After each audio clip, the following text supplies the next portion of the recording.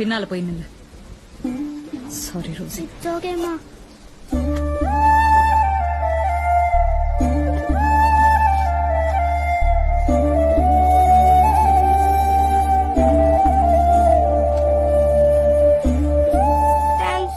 ரொம்ப தேங்க்ஸ். இந்த வயசுல என்னடா உனக்கு இவ்ளோ கோவம்?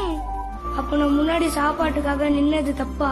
எனக்கு பிள்ளையா பிறந்துட்டு நீ முன்னாடி நிக்க கூடாது. என் பிள்ளைக்கு நான் முதல்ல சாப்பாடு போட்டா இங்க படுத்துட்டு இருக்காங்களே இந்த பசங்க எல்லாம், எனக்கு ஒரு அம்மா இருந்தா அவங்க எனக்கு முதல்ல சாப்பாடு போடுவாங்கன்னு ஒரு நாள் கூட வருத்தப்படக்கூடாது. நான் கடைசியா நின்னா கொஞ்சமா தான் சாப்பாடு கிடைக்குது.